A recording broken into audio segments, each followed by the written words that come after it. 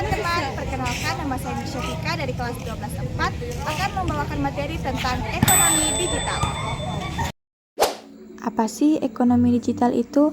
Ekonomi digital adalah kegiatan perekonomian yang memanfaatkan bantuan internet dan artificial intelligence.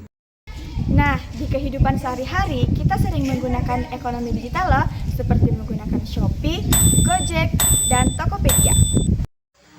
Ekonomi digital juga memudahkan kegiatan ekonomi secara umum dari yang secara manual jadi serba otomatis.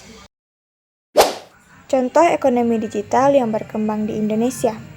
Yang pertama, bidang transportasi. Contoh ekonomi digital adalah layanan Gojek. Dulu, jika akan menggunakan jasa Gojek, orang harus datang ke pangkalan dan menunggu tukang ojek yang tidak sedang menarik penumpang. Namun sekarang hanya tinggal menunggu di depan rumah, orang tetap bisa menggunakan layanan Gojek bahkan dijemput di tempat yang diinginkan.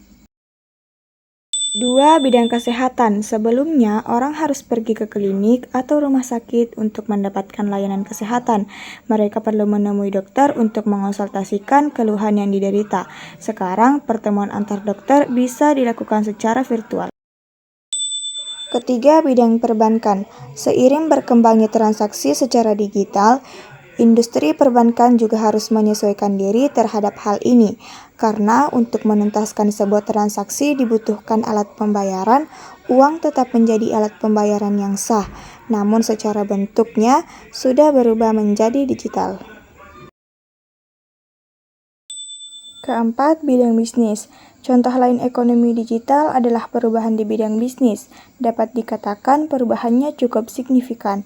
Tidak seperti dahulu, jika seseorang ingin memulai usaha, harus mempunyai toko fisik karena calon pelanggan akan membeli di toko fisik tersebut. Ekonomi digital juga memiliki berbagai manfaat. Yang pertama, akses pasar. Ekonomi digital memungkinkan bisnis menjangkau pasar yang lebih luas tanpa batasan geografis. Misalnya dengan belanja online dan periklanan digital, bisnis dapat menjangkau pasar global. Kedua, lapangan kerja. Ekonomi digital dapat menciptakan lapangan kerja baru, terutama di sektor-sektor seperti teknologi informasi, desain grafis, dan pemasaran digital.